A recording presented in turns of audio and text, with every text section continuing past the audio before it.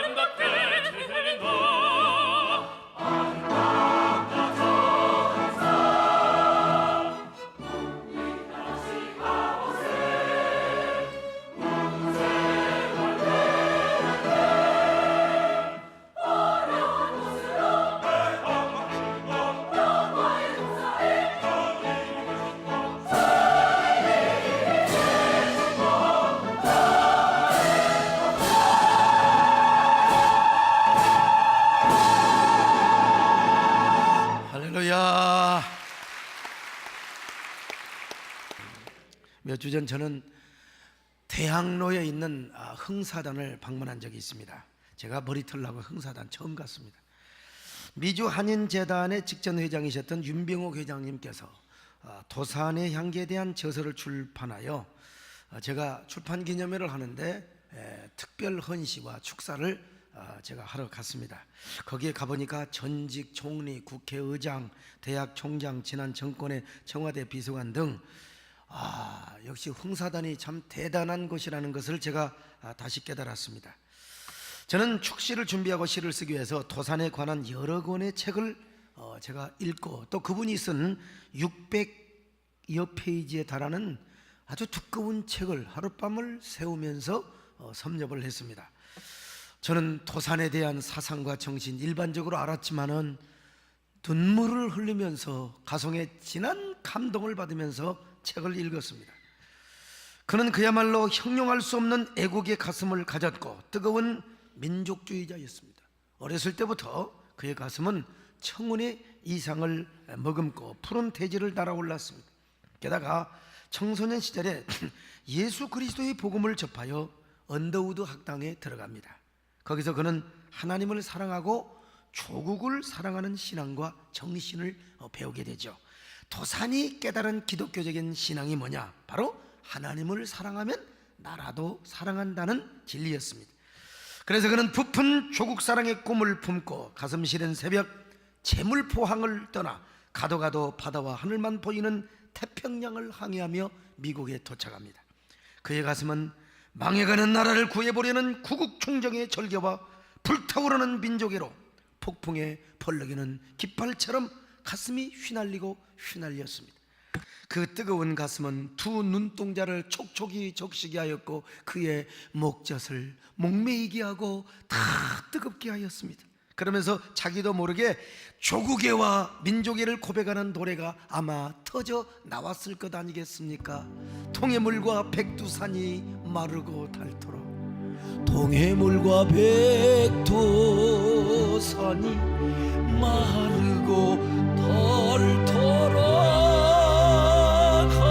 하나님이 보호하사 우리나라 만세. 옛날에는 애국가가 이런 노래였습니다. 도산은 마침내 미국에 당도하여 멈출 수 없는 애국적 야성을 발휘합니다. 그래서 미주 한인 사회를 개척하고요, 동지들을 규합하여 조국을 구하고자 하는 일편단심의 독립의지와 민족 비전을 소통합니다. 그리고 흥사단을 창립하여 그 민족의 보드라운 흙가슴 위에 서러운 눈물을 쏟아내고, 그리고 붉은 심장에 피를 토하는 충정 위에 충정 연설을 하고 스피치를 하고 다닙니다. 미국의 윌슨 대통령을 비롯해서 세계 각국의 지도자들에게 서한을 보내가지고 민족 자결주의를 지지하도록 만들어냅니다. 그리고 그는 다시 중국 상하이로 와서 황야에 한 그루의 나무를 심는다는 생각을 가지고 상해 임시정부를 세웁니다. 뿐만 아니라 다시 미국과 필리핀, 러시아, 중국 등을 다니면서 참 뜨거운 이슬 같은 눈물을 한 방울 한 방울 흘리고요, 그 눈물은 마침내 또랑을 이루고 또랑은 강을 이루고 그리고 강은 바다를 이루게 되죠. 그러다가 마침내 일제에 압송을 당합니다. 그리고 이제 형무소 생활을 해요. 얼마나 고문을 당하는지 하얀 뼈가 맨살 위에 드러나도록 살갗이 다 타라지고 피투성이가 됩니다. 그 지긋지긋한 생지옥의 고문들, 그럼에도 불구하고 단 한 번도 일제히 굴복을 한 적이 없어요. 야합을 한 적이 없습니다. 그는 나라 사랑과 하나님 사랑이라는 두 송이의 꽃을 피우기 위하여 그는요, 슬피 울어대는 주견새와 함께 저녁 내내 조국을 위하여 울고 울다가 감옥에서 병사를 합니다. 결국 선국을 하시죠. 참 한 인간이 어떻게 태어나서 이런 일생을 살 수가 있단 말인가. 얼마나 감동인지 모릅니다. 많은 위인들, 애국자들이 많이 있어요. 그럼에도 불구하고 왜 이렇게 100년이 지나도 그의 삶의 향기가 그렇게 지금도 향내음 나고 얼마나 진동을 하는가. 그의 외침은 그야말로 민족의 대조와 봄의 서판 위에 불멸의 기록으로 새겨질 핏빛 외침이었습니다. 참으로 그의 삶은 어둠에 쌓인 민족의 역사를 밝혔을 뿐만 아니라 영원히 꺼지지 않는 등불과 같았습니다. 왜 이렇게 수많은 애국자들 가운데도 왜 그렇게 가장 순백한 봄꽃과 같고 고고한 가을꽃과 같은 향기를 드러내는 애국의 삶을 살았단 말인가? 그것은 딱 하나입니다. 그냥 애국한 것이 아니라 하나님을 사랑했고 동시에 나라를 사랑했기 때문입니다. 하나님 사랑과 나라 사랑의 일체감을 이루었기 때문이라 그렇습니다. 그래서 그의 삶의 향기는 100년이 지나도 그대로 있는 것을 우리가 보아요. 그렇습니다. 여러분, 우리 그리스도인은 애국하는 사람이어야 될 줄로 믿습니다. 그냥 애국하는 것이 아니라 하나님을 사랑하고 나라를 사랑하는 사람이 오늘 우리가 되시기를 주님의 이름으로 축원합니다. 그런데 어떤 사람은 민족주의, 애국주의 이런 걸 굉장히 싫어하는 사람이 있습니다. 무슨 민족주의냐? 우리가 인류를 사랑하고 지구촌이 하나가 되는데 노력을 해야 되는 거지. 여러분, 몰라서 그래요. 뭐 그런 사람들은 애국주의와 민족주의가 쓸데없는 욕심을 낳고 야망을 낳아가지고 그래서 민족과 국가 간에 서로 싸우고 전쟁하게 한다. 그러니까 지나친 애국과 민족주의는 이건 안 된다. 그러나 이런 사람은 성경의 기본 가르침을 모르고 하는 말입니다. 물론 우월적인 민족주의가 있습니다.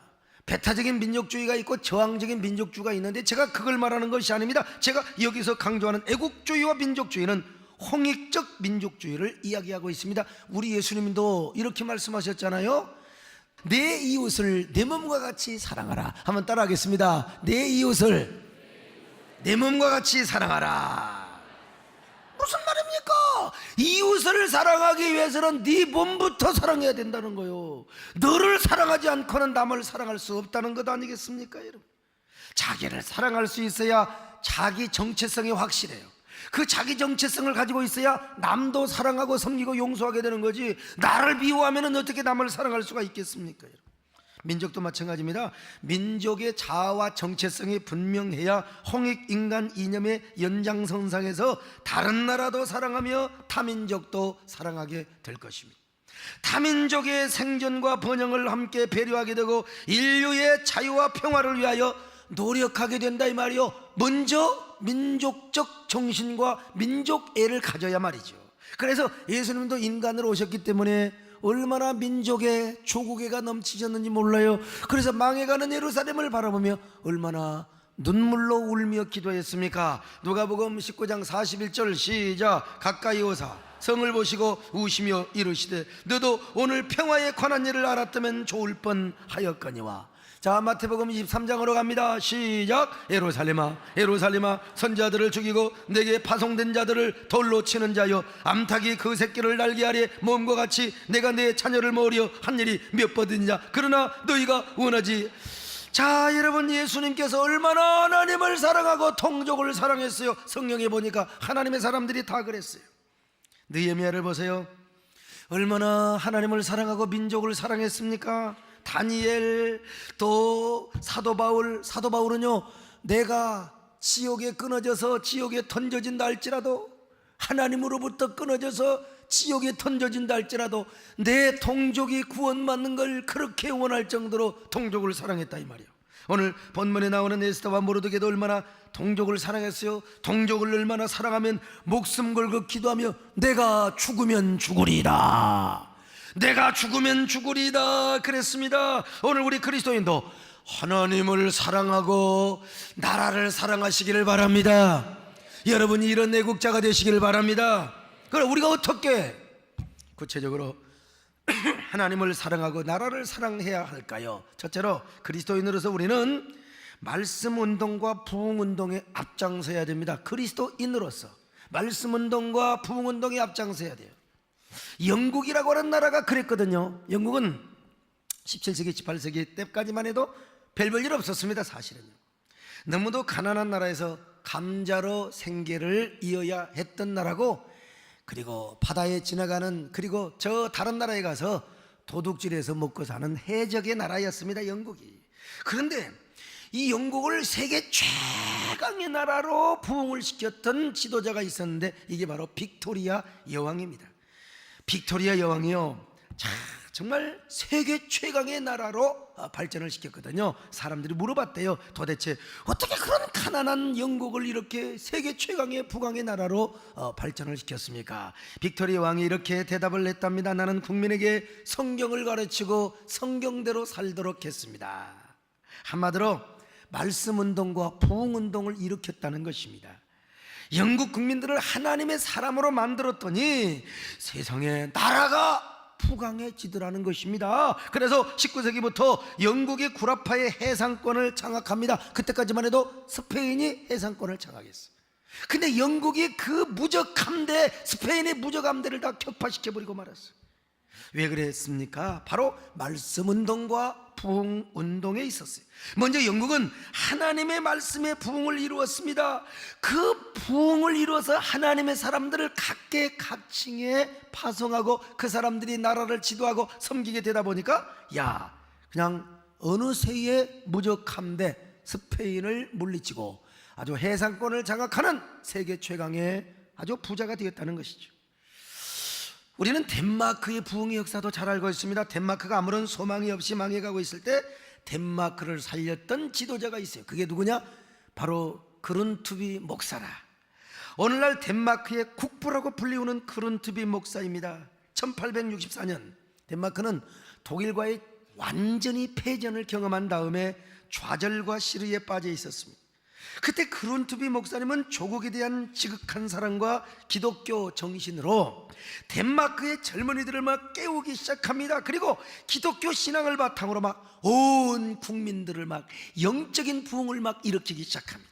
그룬투비 목사님, 이분은 특별히 젊은이들의 가슴에 용기를 줍니다. 비전을 줍니다. 하나님의 말씀을 가르칩니다. 젊은이 여러분이 하나님을 사랑하시기 바랍니다. 하나님을 사랑하면 이 나라에 부흥과 소망이 있습니다. 막 젊은이들에게 막 전국을 다니면서 막 일깨우며 그들의 지각을 깨우고 영성을 깨우며 비전을 막 일으켰습니다.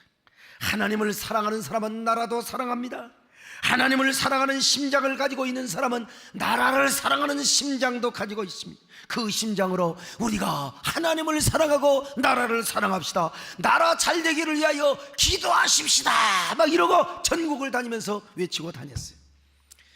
그리고 비전을 줬습니다. 그런데 그 지도력이 오늘날 덴마크라는 세계적인 농업국가로 만들었다는 거 아니겠어요? 이 성경도 마찬가지입니다. 다윗왕을 보세요.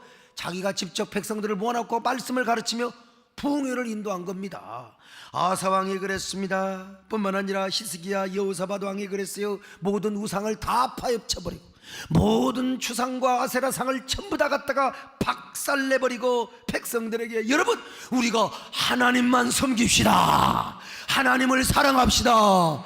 하나님의 말씀을 가르쳤다 이 말입니다. 그러니 국가의 부흥이 일어났다는 것입니다. 영적인 부흥 이후에 국가의 부흥이 생겨났다는 거죠.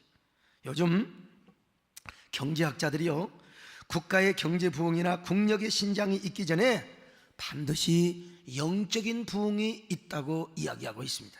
특별히 노벨 경제학상을 받은 인도 출신의 아마르티아 센 교수라는 분이 있습니다. 이분은 원래 하버드 대학의 교수를 하시다가 지금 영국의 캠브리지 대학에서 가르치고 있는데, 이분이 쭉 역사를 보니까 국가가 부흥할 때는 먼저 기독교적인 영적인 부흥이 있었다고 이야기를 합니다.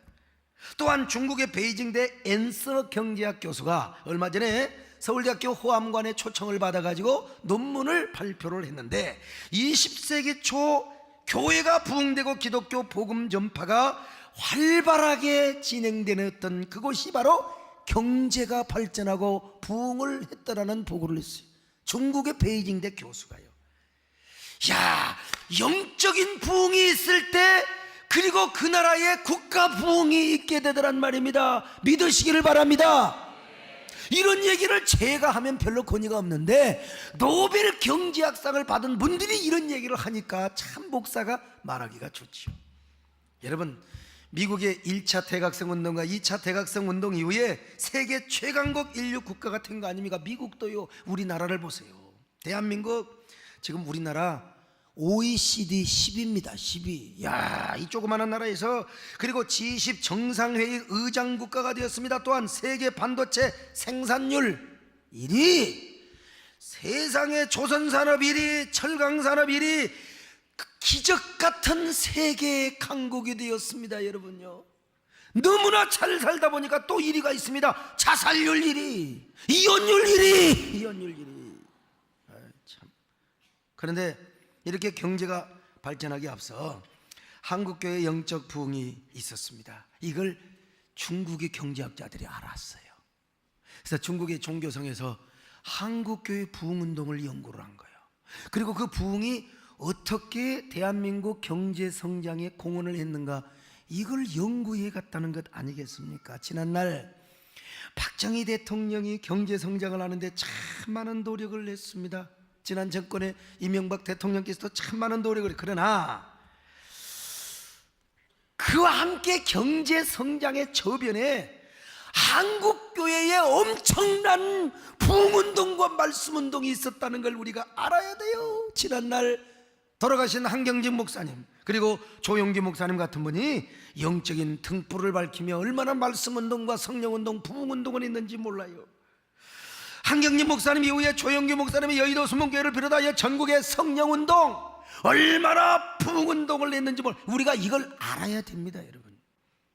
그러나 경제가 부흥하고 국력이 신장된 다음이가 문제지요. 그래, 영국도 이제 잘 살고 난 다음에 사그라지게 되고, 세상에 미국도 말이죠, 마찬가지고 대한민국도 지금요, 이게 부흥운동이 지금 사그러져 가고 있다 이 말이에요. 그러니까 이때에 우리가 뭐 해야 되느냐, 우리 민족을 사랑하고 조국을 사랑하기 위해서는 하나님을 사랑하고 민족을 사랑하기 위해서 뭐 해야 되느냐, 말씀운동과 부흥운동을 일으켜야 되는 줄로 믿습니다. 세계 모든 역사가 그랬듯이 경제력과 국력이 신장되기 전에는 반드시 영적인 부흥운동이 있었다고 하죠. 그러니까 우리가 정말 하나님을 사랑하고 나라를 사랑한다면 먼저 우리가 부흥운동을 해야 된다 이겁니다. 말씀을 운동을 해야 된다 이겁니다. 그것이 무엇이냐, 먼저 전도하는 겁니다. 목사는 여러분들에게 막 뜨거운 마음으로 말씀을 전하고, 여러분도 바깥에 나가서 막 전도해야 되는데 한 가지 조심할 거 있어요. 안 믿는 사람에게 전해야지. 괜히 개척교회 성도들 데려온다고 어떤 분이 저에게 이메일을 왔어요. 세대께 전도왕이라고 하는데 왜 주변에 교회 다니는 사람 전도하느냐고 말이요. 그런 사람은 교회를 위하는 사람이 아닙니다, 여러분. 절대로 그거는 저를 도와주는 사람이냐, 우리 세대께를 도와주는 게 아니요. 그런 사람 잘 나가게 하고 믿지 않는 사람을 데려오는 우리 세대의 전도왕들이 되시기를 바랍니다. 도대체 전도왕이 하도 많으니까 누가 그랬는지 알 수가 없어. 아무튼 간에 자수하여 광명을 찾으시기 바랍니다만은, 하여튼 여러분, 교회가 그러나 부흥해야 됩니다. 우리 교회도 부흥하고 이웃교회도 부흥하고 개척교회도 부흥하고 큰 교회도 부흥하고, 부흥하는 것으로만 끝나는 것이 아니라 여러분 교회를 개척하고 우리가 계속해서 선교를 해야 된다 이 말이에요. 이게 뭐냐, 말씀운동과 부흥운동인 줄로 믿으시기를 바랍니다. 근데 지금 부흥운동이 정체돼 버렸다니까요. 안티크리스찬들에게 뭐 공격받을까 싶어서 무서워가지고 그냥 쩔어갖고 있어요. 안 된다 이 말입니다, 여러분. 그러면 어떻게 됩니까? 나라도 기울어요, 교회도 기울면. 이것은 세계 역사가 보여주는 하나의 교훈이고 거울이 아닙니까? 그러니까 여러분들이 나라를 사랑한다면, 하나님을 사랑한다면 먼저 부흥운동에 앞장서시기를 바랍니다. 전도운동에 앞장서시기를 바랍니다. 교회 성장운동에 앞장서시기를 바랍니다. 영적 부흥운동에 앞장서시기를 바랍니다. 여러분의 눈에 황무한 교회 모습이 안 보입니까? 지금 왜 이렇게 교회들이 정체되어 있어요? 성도들이 요즘 전도하는 성도들이 얼마나 없어, 별로 없어요. 여러분 이럴수록 더 전도하시기를 바랍니다. 막 성도들이 막 영혼의 기갈 중에 있다 이 말이에요. 그런 교회가 탄식만 하고 있어요. 성도들은 당자처럼 기진하여 기진맥진하고 있으니 여러분 어떡하면 좋습니까? 눈을 들어 여러분 하늘을 바라보세요. 이 땅을 바라보세요. 황무한 교회의 모습을 바라보라 이 말입니다, 여러분. 눈을 들어 하늘을 보 어지러운 세상 중에 곳곳마다 서면 탄식 소리 들려온다. 빛을 잃은 많은 사람 길을 잃고 헤매이며 당자처럼 기진다. 믿는 자여 의할 빛을 잃어 빛을 잃은 많은 사람 길을 잃고 헤매이며 당자처럼 기진다.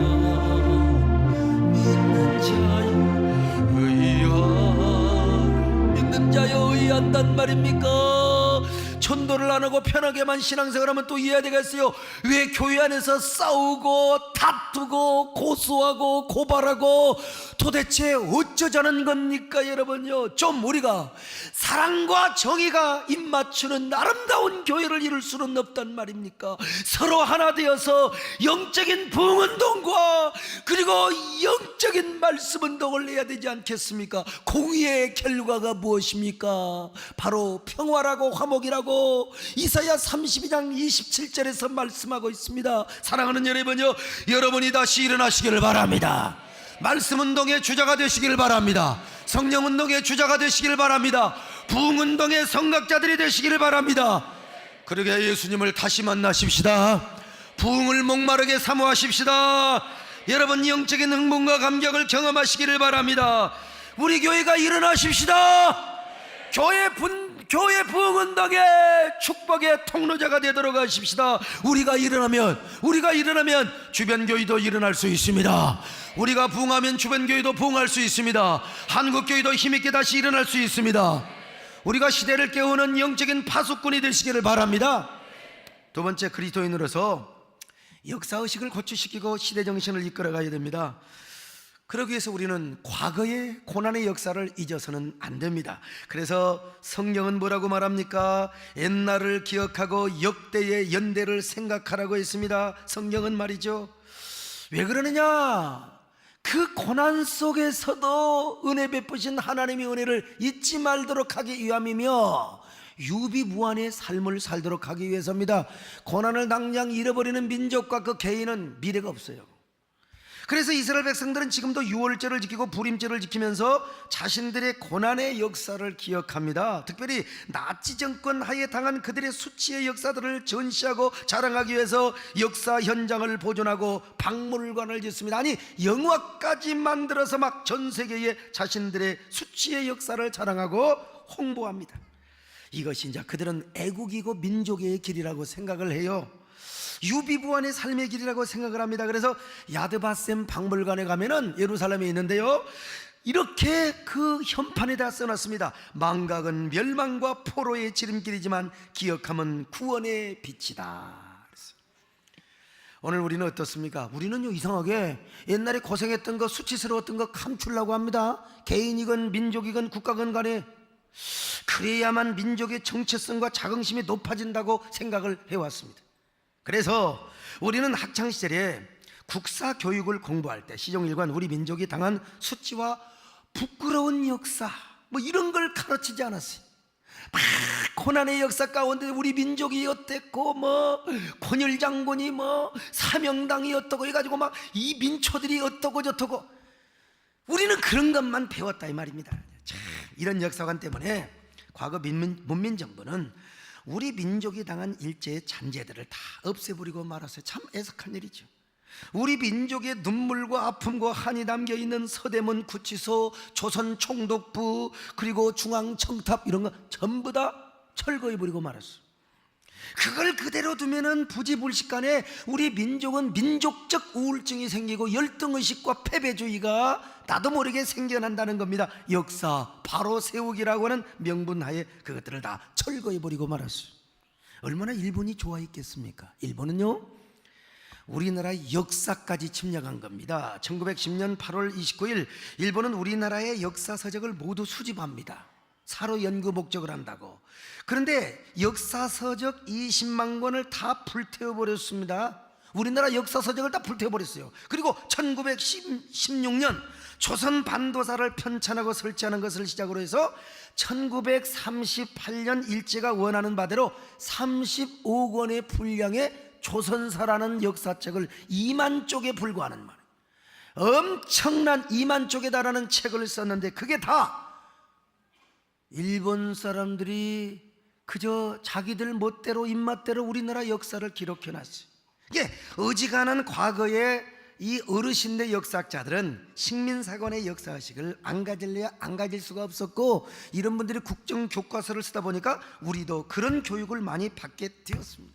근데 그나마 이런 역사마저도 지난 과거의 정부는 등한시해가지고 각종 시험이나 고시 가운데 국사 시험을 빼버렸어요. 그러니 누가 국사 공부를 합니까, 여러분?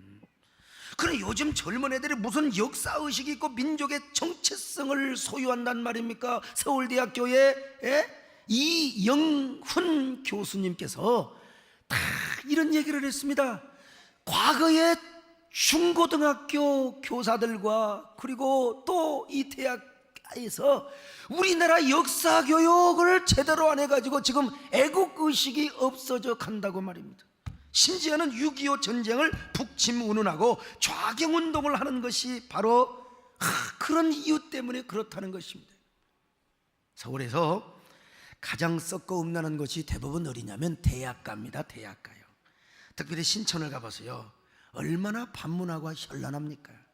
거기는요 연세대와 서강대, 홍익대와 명지대, 이화여대가 있는 곳입니다. 참, 봉천동과 신림동을 가보세요. 와, 판문화 현란합니다. 거기는요 호텔도 없는데 전부 다 모텔촌인데 제가 그곳에서 집회를 여러 군데 했지 않습니까? 대한민국 최고의 대학 서울대학이 있는 곳입니다. 자, 젊은이들이 지나온 고난의 역사와 수치 역사를 모르니까 그러는 거예요. 다행히 그래도 우리 교회 주변에는 그렇게 현란하지는 않습니다. 당국대학이 있는데도 불구하고 말이죠. 여러분들이 기도를 많이 하신 줄로 믿습니다만은요. 네, 아멘 좋아하고 있네. 아무튼 더 기도해야지. 더 기도해야지요. 우리가 지난날 고난의 역사와 수치를 쉽게 잊어버리는 그 이유가 뭡니까? 이게 역사 교육을 우리가 민족의 이 정체성을 가지고 역사성을 가지고 있어야 된다. 그러니까 이걸 상실해 버리니까 흥청망청 즐기기만 하고 살려고 한다, 이 말은 아니겠습니까? 제가 그래서 부족하지만 우리 교회는 어린애들에게 이제 이 역사 학교를 하지 않습니까? 고난의 민족의 역사 학교를 해요. 세마 비전스쿨에서. 그리고 제가 한 번은 제가 가끔 이제 저 남한산성 삼전더비 뭐 울돌목 이런 데 애들 데리고 다니잖아요. 요런 이야기를 지난주에 몇 주 전에 제가 설교를 했더니 방송으로 나갔어요. 어떤 분이 그 방송 설교를 듣고 또 저에게 이런 이메일을 보냈어요. 서목사, 당신같이 바쁜 사람이 할 일이 없어가지고 세상에 애들을 데리고 가서 역사교육을 하느냐고 차라리 그 시간에 성경을 가르치지. 내가 진짜 그 메일을 받고 미치고 환장했다니까요. 역사의식을 가지고 있어야 돼요. 진정으로 애국하는 교회는 교회가 당연히 복음을 전하죠. 우리가 복음을 가르치지 않고 말씀을 가르치지 않고 뭘 합니까? 그러나 교회가요 동시에 민족의 역사의 선각자로 존재해야 됩니다. 그래서 구한말에서부터요 일제시대 대한민국 교회가 그런 교회. 그래 이광수 같은 사람 뭐라고 그랬어요? 성공하려면, 나라를 사랑하려면 교회로 가라고 그랬어요. 교회로 가라고요. 교회로 가라고. 그래서 우리 교회는 6.25 참전용사도 하지 않습니까? 역사의식이 없이 어떻게 그런 행사를 할 수가 있어요? 저는 이런 행사를 통해서 참전용사들에 대한 보훈도 중요하지만 좀 우리 한국교회 역사의식을 깨우고 싶고 또 우리 젊은이들에게 뭔가 좀 경종을 주고 싶은 마음 때문에 그런 일을 하기도 한다는 사실을 여러분이 아셔야 돼요. 우리 여러분 정말 과거의 역사를 잊지 말고 시대의 역사를 깨우는 청지기가 되시기를 축원합니다. 그래서 진정으로 애국하는 교회는 시대 정신을 깨우고 이끌어가야 합니다. 지난번 어떤 숙녀가 자신의 행복을 위해서라면 동성애도 합법화할 수 있어야 된다, 그런 얘기를 했습니다. 그리고 또 자신의 행복을 위해서는 낙태도 자신의 권리가 있다는 거예요. 그걸 법으로 박아서는 아니 된다는 겁니다. 또 그런 얘기를 듣고 어떻게 고개를 끄덕끄덕하는 청중도 그렇지만 어떻게 지도자가 돼가지고 그런 얘기를 할 수가 있느냐 이 말입니다. 종교가 시대 정신을 이끌어가지 못하고 시류에 편성을 해버리면 어떻게 됩니까?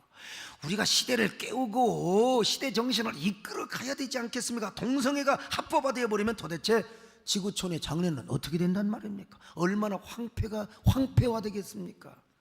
아니 자식도 못 낳는 사랑, 남자끼리 여자끼리 그렇게 되면 여러분 지금 카나다에서는 그런 일 하고 있습니다. 초등학교 때부터 학문 성교육을 가르쳐요. 애들아, 학문은 똑바로 씻고 해야 된다. 이게 도대체 우리나라가 그렇게 된다고 해서 얼마나 황폐화된 나라가 되겠습니까, 여러분? 자기 행복을 위해서 낙태의 권리도 인정해 버린다? 생명경시, 그렇잖아도 지금 생명경시, 자신의 목숨을 그냥 초계처럼 여기고 말이요. 그리고 그냥 사람들을 그냥 죽여도 그렇게 잔인하게 죽이는 세상에 낙태를 해봐요. 생명경시 사상이 아니야 지구촌에 그냥 물이 바다를 덮은 같이 그렇게 가득하게 될 겁니다. 그러니까 우리 기독교는 대중들로부터 가끔 욕을 먹고 공격을 받아도 끝까지 반대하는 겁니다, 여러분. 시대 정신을 깨우고 이끌어가기 위해서요. 여러분들은 하여간 꼭 남자와 여자끼리 좋아하시기를 바랍니다. 전부 다 동성애자들만 보였나 봐요. 여러분 자녀들은 제발 남자와 여자가 좋아하는 일이 있기를 바라고요. 여러분들이 막 다산 애를 많이 낳으시기를 바랍니다. 우리 교회가 이런 일에 앞장서요. 바로 우리가 하나님만 사랑하는 것이 아니라 나라를 사랑하고 민족을 사랑하기 때문에 그렇습니다. 하나님을 사랑하고 나라를 사랑하면 역사의식을 고취시키고 시대정신을 이끌어가게 되어 있어요. 교회가 깨어있지 않으면 이거 못합니다.